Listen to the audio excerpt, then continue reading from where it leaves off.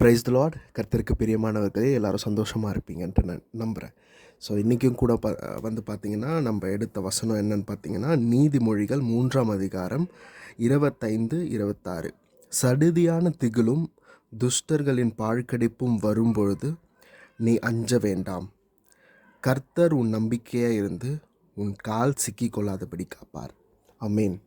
So இந்த வசனத்தில் என்ன சொல்லுதுன்னு பார்த்தீங்கன்னா, நம்ம எல்லாருக்குமே பிரச்சனை இருக்கும், நம்ம எல்லாருக்குமே ப்ராப்ளம்ஸ் இருக்கும். ஒவ்வொரு நாளும் புதிதாக நம்மளுடைய லைஃப்பில் என்னென்னமோ நடக்கும். அது எல்லாமே பார்த்திங்கன்னா ஏசப்பாவோட கிருபையின்படியாக தான் நடக்கும். நல்ல நல்ல விஷயங்களும் நடக்கும், சில டைம் டஃப்பான காரியங்களும் நம்மளோட வாழ்க்கையில் நடக்கும். ஸோ நல்ல விஷயங்கள் நடக்கும்பொழுது கர்த்தருக்கு ஸ்தோத்திரம். சில சமயம் நம்மளுக்கு சோகமான விஷயங்கள் நடக்கும், திகிலான ஒரு காரியங்கள் இருக்கும். அந்த மாதிரியான காரியங்களில் பார்த்திங்கன்னா நம்மளோட மனசு சோர்ந்து போயிடும்.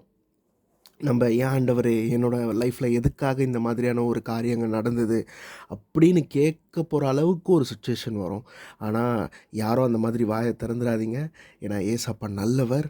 அவர் திராணிக்கு மேலாக சோதிக்கப்பட ஒரு நாளும் விட மாட்டார். ஹல்லேலூயா. இந்த நேரத்திலும் கூட இந்த வசனம் என்ன சொல்லுதுன்னு பாருங்கள். சடுதியான திகிலும் துஷ்டர்களின் பாழ்கடிப்பும் வரும்பொழுது நீ அஞ்ச வேண்டாம். உன்னோட லைஃப்பில் இவ்வளோ பெரிய பிரச்சனை வந்திருக்கு, இவ்வளோ கஷ்டமான ஒரு சுச்சுவேஷன் வந்திருக்கு. நான் நம்பினவங்க எல்லாருமே என்னை துரோகம் பண்ணிட்டாங்க. என்னோடய பிஸ்னஸில் அவ்வளோ லாஸ் ஆகிருக்கு. என்னோடய ஃப்ரெண்ட்ஸ் எல்லாருமே என்னை விட்டு போயிட்டாங்க.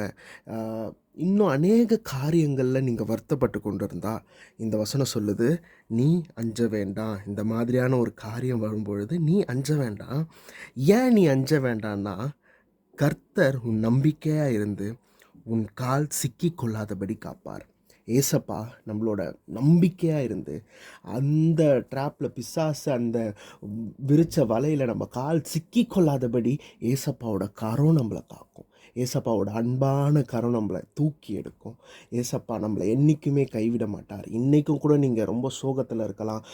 உங்களோட லைஃப்பில் ஏன் இப்படி நடக்குது ஆண்டவரே அப்படின்ற ஒரு மன வருத்தத்தோட மன பாரத்தோடு இந்த நேரத்தில் நீங்கள் இருக்கலாம். ஆனால் ஏசப்பா உங்கள் நம்பிக்கையாக இருந்து உங்கள் கால் சிக்கி கொள்ளாதபடி காப்பார். Have a good day. Have a great day. Amen.